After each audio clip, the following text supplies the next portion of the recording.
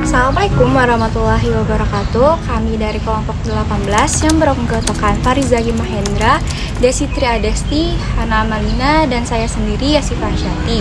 Kali ini kami ingin menjelaskan terkait tahapan kegiatan surveillance pada penyakit konjungtivitis. Mohon disimak dengan baik.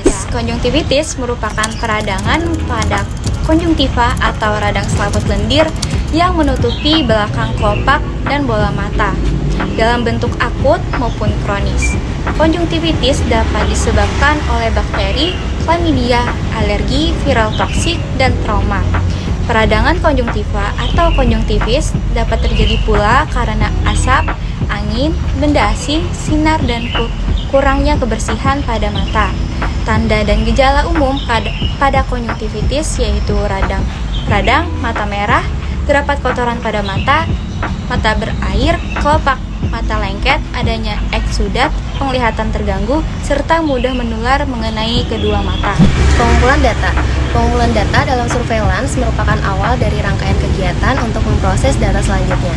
Data yang dikumpulkan memuat informasi epidemiologis yang dilaksanakan secara teratur dan terus-menerus, kemudian dikumpulkan secara tepat waktu.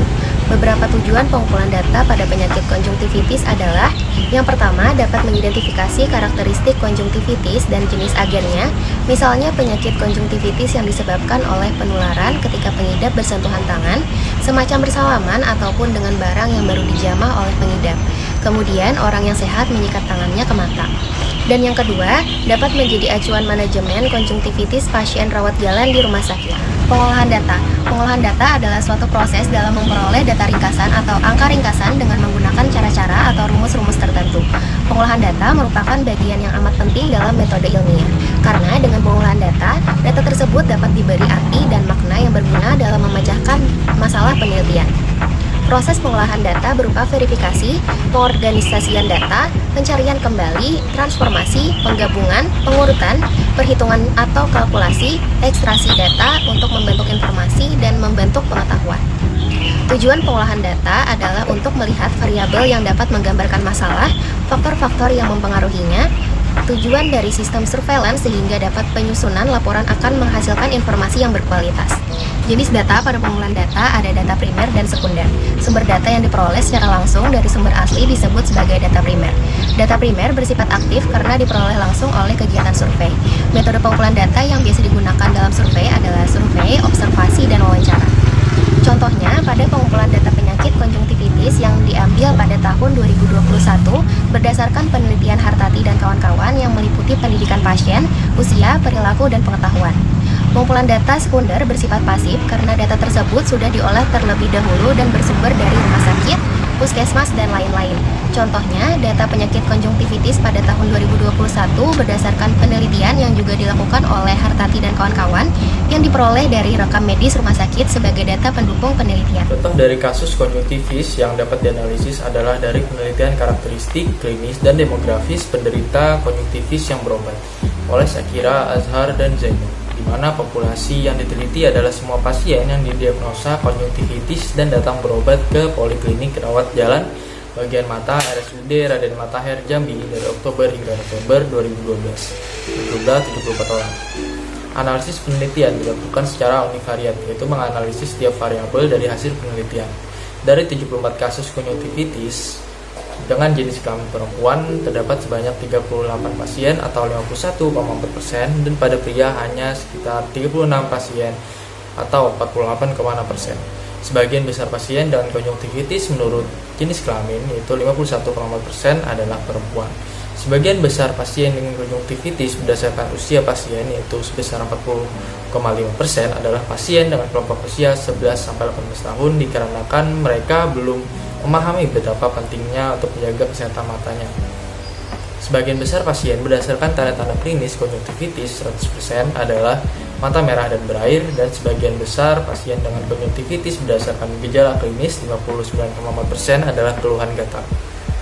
Berdasarkan hasil penelitian, jika konjungtivitis disebabkan oleh mikroorganisme, pasien harus diajarkan bagaimana untuk tidak menggosok mata sakit dan kemudian menyentuh mata, mencuci tangan setelah setiap kali memegang mata yang sakit, dan menggunakan kain lap, handuk, dan sapu tangan baru yang terpisah untuk membersihkan mata sakit.